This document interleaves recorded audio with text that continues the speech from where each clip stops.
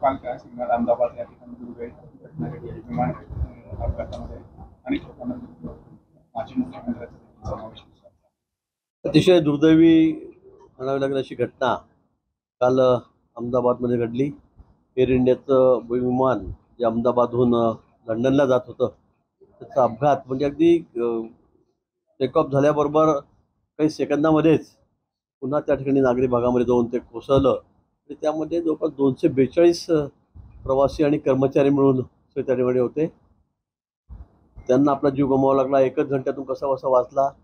आणि ज्या ठिकाणी हे विमान कोसळलं त्या ठिकाणी मेडिकल कॉलेजचे विद्यार्थी त्याच्या मेसमध्ये जेवण करत होते, तेही मृत्युमुखी पडलेत। आणि जवळपास असा आकडा हा 270-75 वेगवेगळ्या ठिकाणी वेगळे सांगितले जात आहेत, पण 270च्या जवळपास आकडा त्या ठिकाणी गेलेला आहे। अतिशय दुर्दैवी असं म्हणावं लागेल। अतिशय म्हणजे लंडनला विमान चाललेलं होतं, 9 तासाचा 8.5 तासाचा प्रवास होता आणि अगदी उठता क्षणीच हे त्या ठिकाणी जमीनदोस्त झालं। मोठा स्फोट त्यात झाला, कारण लाखाच्या वर 1 लाख 1.25 लाख लिटर जवळपास पेट्रोल इंधन त्यामध्ये भरलं गेलेलं होतं आणि त्यामुळे खूप मोठा स्फोट त्या ठिकाणी झाला आणि त्यात सगळे प्रवासी बहुतेक होरपळून निघाले। खरं म्हणजे कुठल्या शब्दामध्ये संवेदना व्यक्त कराव्या हे सुद्धा कळत नाही, पण दुर्दैवाने ते आपल्यामध्ये आज नाही आहेत। निश्चित त्यांच्या प्रती या ठिकाणी आदरांजली मी व्यक्त करतो। हो, बघायला गेलं देशाचे पंतप्रधान असं अमित शहा असं अनेक लोक त्या ठिकाणी पाहणी करायला गेले होते, सहानुभूती व्यक्त केली, मात्र विरोधकांनी यावर राजकारण करताना पाहिलं। खूप दुर्दैवी घटना आहे। देशाचे पंतप्रधान मोदीजी असतील तात्काळ त्या ठिकाणी गेलेत, गृहमंत्री असतील, सर्व त्याच्या खात्याचे मंत्री असतील तात्काळ त्या ठिकाणी पोहोचलेत। सर्वांनी संवेदना व्यक्त केल्या। अतिशय युद्धपातळीवर सर्व त्या ठिकाणी जी यंत्रणा हल्ली, सगळे अधिकारी त्या ठिकाणी होते। निश्चित हे कर्तव्यच आहे आमचं, पण ज्या पद्धतीने विरोधक बोलतायत मला कळत नाही। म्हणजे युद्ध झालं तरी पण त्याची 30 टिप्पणी असते, एवढा मोठा अपघात झाला तरी अशा पद्धतीने अगदी खालच्या भाषेमध्ये ते वाटेल तशा भाषेमध्ये त्या ठिकाणी बोलतायत। मला वाटतं यांना म्हणजे गांभीर्य कधी कळेल खऱ्या गोष्टीचं हे मला आता कळत नाही। म्हणजे युद्धाच्या वेळेला सुद्धा अमित भाईंनी राजीनामा द्यावा, पंतप्रधानांनी राजीनामा द्यावा, असे बालिश स्टेटमेंट करतायत। त्यांना काही देशाशी घेणं देणं नाही। जे बिचारे एवढे मृत पावलेत त्यांच्याशी, त्यांच्या नातेवाईकांशी त्यांना काही परिजनांशी घेणं देणं नाही आणि फक्त आपली राजकीय पोळी कशी वाचता येईल, सरकारवर बोट कसं दाखवता येईल।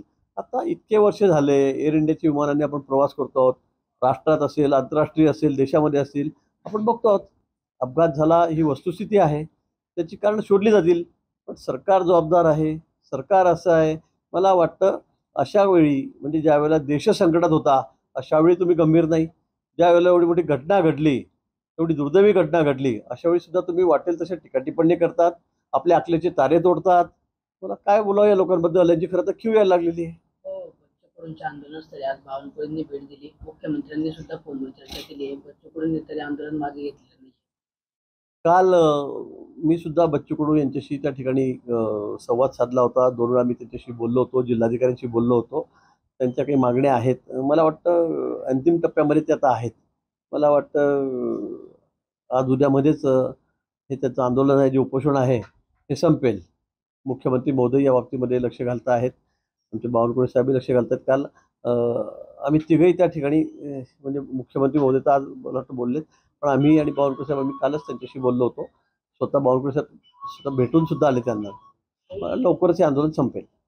संकटमोचक म्हणून आहात, आता ही जे बच्चूकडूंचं आंदोलन अनेक भाजपवर किंवा सरकारवर असलेलं संकट आपण केलं, हे कशा पद्धतीने आपण सॉल्व्ह करणार? हे काही संकट वगैरे मी असं काही मानत नाही। त्यांच्या मागण्या आहेत,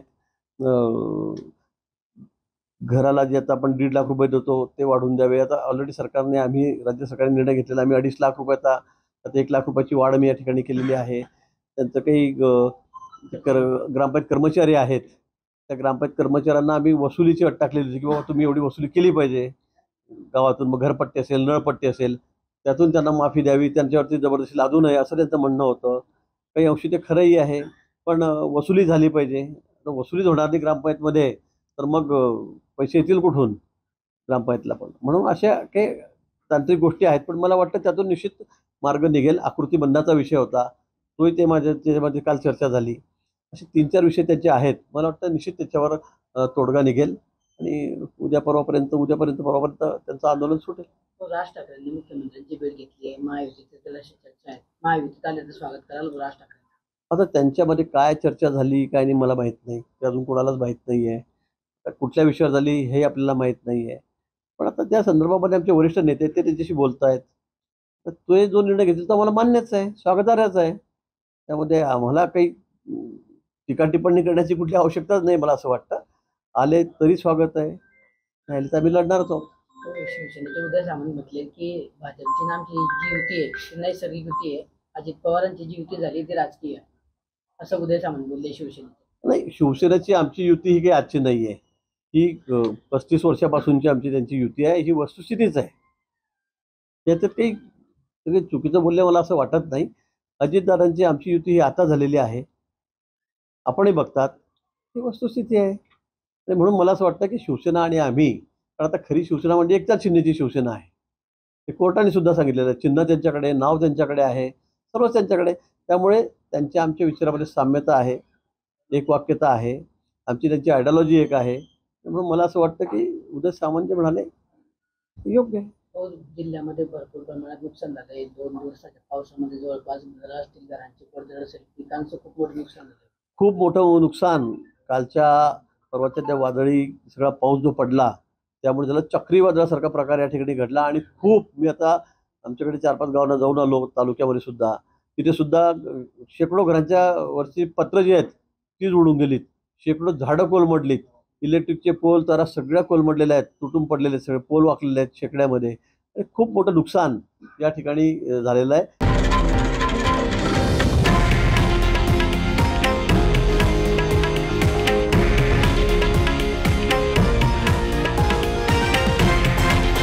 हे आहे देशातील नंबर 1 न्यूज नेटवर्क आणि आपण पाहत आहात TV9 मराठी, एकमेव.